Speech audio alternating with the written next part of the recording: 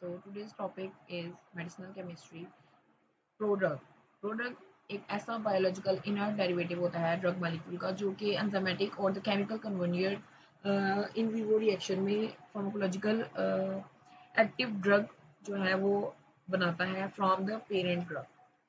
So almost तमाम ऐसी drugs जो कि अनडिजायरेबल फिजिको केमिकल या बायोलॉजिकल प्रॉपर्टीज के हामिल हों, उन तमाम ड्रग कैंडिडेट्स को जो है पुअर फार्माकोकाइनेटिक प्रॉपर्टीज या हाई टॉक्सिसिटी की बेस पे रिजेक्ट कर दिया जाता है initial stages of discovery. So what we have to do is हम उन मॉलिक्यूल्स में डिफरेंट बायोलॉजिकल पोटेंशियल को जनरेट करेंगे या हम उनमें ऐसी अनडिजायरेबल प्रॉपर्टीज को एलिमिनेट करेंगे जो कि उनकी डिजायरेबल प्रॉपर्टीज को रिटेन करने में हेल्प आउट करें। So it can only be achieved through the biological, physical या chemical approaches. So the biological approaches they involve the altering the route of administration, while the physical approaches they modify the design of the dosage form of the drug.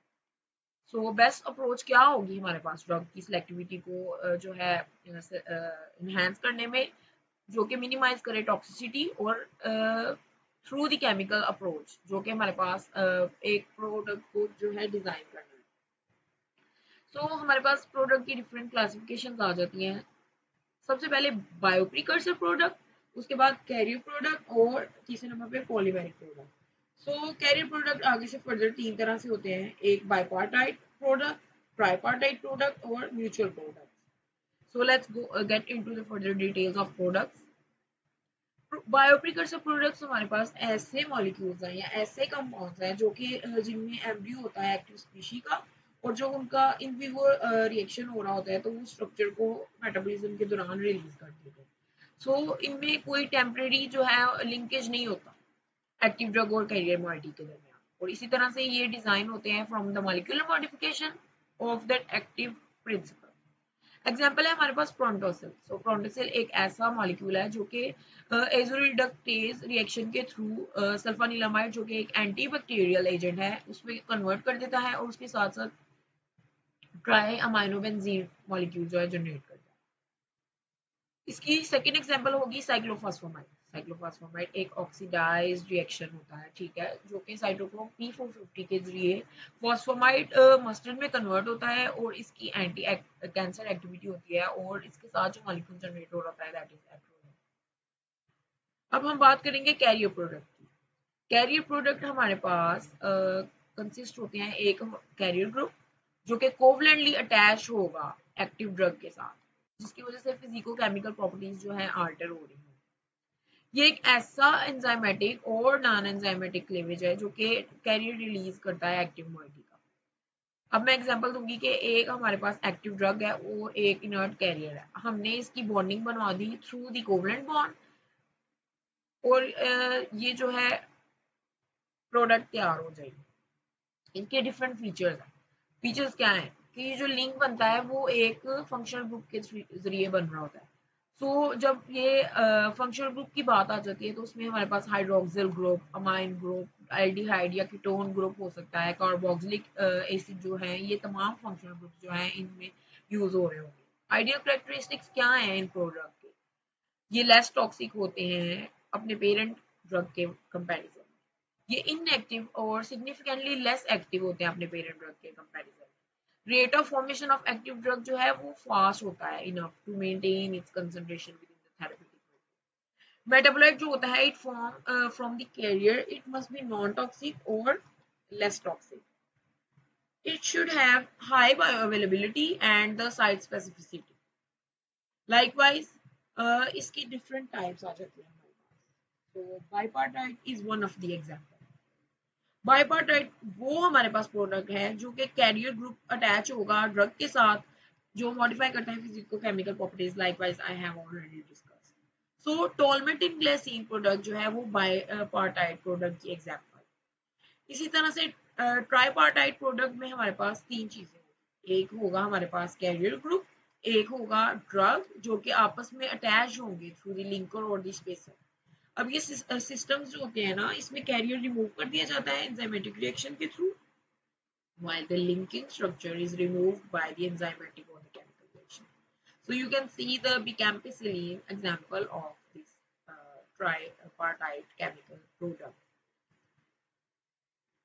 Mutual product हमारे पास वो products होते हैं जिनमें दो pharmacological active agents जो है वो coupled together होते हैं, यानी कि इसमें हमारे पास एक पेरेंट ड्रग होगा जो दूसरे पेरेंट ड्रग के साथ अटैच हो रहा होगा थ्रू द कैरियर और द लिंकेज।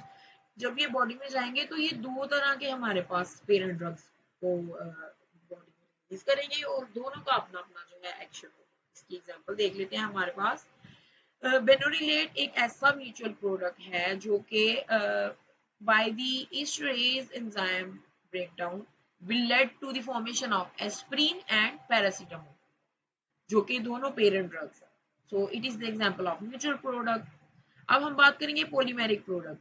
पॉलीमेरिक प्रोडक्ट हमारे पास वो फंक्शनल ग्रुप हैं या वो मैक्रोमोलिक्यूलर प्रोडक्ट्स हैं जो कि सिस्टम में एक्टिव मोइटी रिलीज करते हैं बाय द डिस्पर्शन और the incorporation of the polymer. So in this reaction polymer will act as the carrier, so it will be attached with the drug through the spacer group. What will be the features? So वो features ये होंगे कि इसमें covalent linkage नहीं होता polymer और drug के दरमियान। इसी तरह से कोवलेंट बॉन्ड जो है वो रिवर्सिबल है, यानी कि उसको ब्रेक डाउन किया जा सकता है। इसी तरह से टारगेटेड ड्रग डिलीवरी सिस्टम जो है वो अवेलेबल होता है। इमेजिंग जो हमारे पास इमेजिंग एजेंट्स हैं वो भी ऐड किए जा सकते हैं in the polymer to help the estimate pharmacokinetic या फिर फार्माकोडायनेमिक। इसकी एग्जांपल में हमारे पास आ जाती है पैराफिनाइलिन डायमाइन मस्टर्ड। ये कोवलेंटली अटैच होगा पॉलीअमाइनो पॉलीमेरिक बैकबोन ऑफ द पॉलीमेरोटेरिक। अब हम बात करते हैं बायो एक्टिवेशन साइट की। बायो एक्टिवेशन साइट की बेस पे प्रोडक्ट्स को हम दो तरह की क्लासिफिकेशन में डिवाइड करते हैं, टाइप ए और टाइप बी। अब दोनों तरह की क्लासिफिकेशन जो है फर्दर क्लासिफाइड है प्रोडक्ट टाइप 1 को type A 1A, likewise type 1B। इसी तरह से ये products type 2A 2B and 2C further तीन क्लासिफाइड है। जो प्रोडक्ट 1 है टाइप वो bioactivated inside the cells. तो इसी तरह से जो टाइप 2 प्रोडक्ट्स होती हैं वो सेल के आउटसाइड जो है बायो एक्टिवेट हो रही होती है, specially in the digestive fluids और in the body of the circulation system. अब इनकी बायो एक्टिवेशन साइट देख लेते हैं और इनकी एग्जांपल्स देख लेते हैं। अगर मैं बात करूं टाइप 1 प्रोडक्ट की तो वो थेरेप्यूटिक टारगेट उसका होगा एसाइक्लोविर, फ्लोरोयुरेसिल और वर्कैप्टोप्रिल। ये वो ड्रग्स हैं जो कि टाइप ए में फॉल करती हैं। इसी तरह से मेटाबॉलिक टिश्यू लिवर जीआईटी या लंग्स में अगर उनकी जो बायो एक्टिवेशन साइट है तो उनकी एग्जांपल है हमारे पास कार्बामेज़ेपिन, कैप्टोप्रिल एंड कोडीन। अब मैं फर्दर मूव करूंगी टाइप 2 की तरफ। टाइप 2 ए बी एंड सी अगर वो जीआई फ्लूइड्स में अपना एक्शन परफॉर्म कर लिया तो वो ड्रग होगी लोपेरामाइड ऑक्साइड, सल्फासालाजीन। अगर मैं टाइप 2B की बात करूँ तो सिस्टेमिक सर्कुलेशन में उनका एक्शन परफॉर्म हो रहा होगा, that is aspirin, bacampicillin, chloramphenicol, succinyl and pralidoxime. अगर मैं टाइप 2C की बात करूँ तो वो होंगे therapeutic targets, antibody directed enzymes, prodrugs, डॉक्सोरुबिसिन और पैक्लिटेक्स। अब फार्मास्यूटिकल एप्लीकेशंस क्या होती है हमारे पास प्रोडक्ट्स की। सो बेसिकली कुछ ड्रग्स इस तरह के होते हैं कि उनका टेस्ट बहुत बिटर होता है, उनको मास्क करने के लिए हम प्रोडक्ट्स यूज करते हैं। तो अनडिजायरेबल टेस्ट को हमने मास्क कर देना है by the aqueous solubility of the drug and the interaction of the drug with the taste buds. So this issue can be resolved by lowering the solubility of the drug or the prodrug in saliva. For example chloramphenicol palmitate को हम sparingly soluble product में convert कर देते हैं जो कि chloramphenicol का एक पेरेंट ड्रग है। It is practically tasteless due to its low aqueous solubility. इसी तरह से अगर मैं दूसरी फार्मास्यूटिकल एप्लीकेशन की बात करूँ तो वो हमारे पास गैस्ट्रिक इरिटेशन कम हो जाती है। सैलिसिलिक एसिड हमारे पास जो है कार्बोक्सिलिक ग्रुप की प्रेजेंस की वजह से जो है इरिटेशन काज करता है गैस्ट्रिक ग्लूकोज।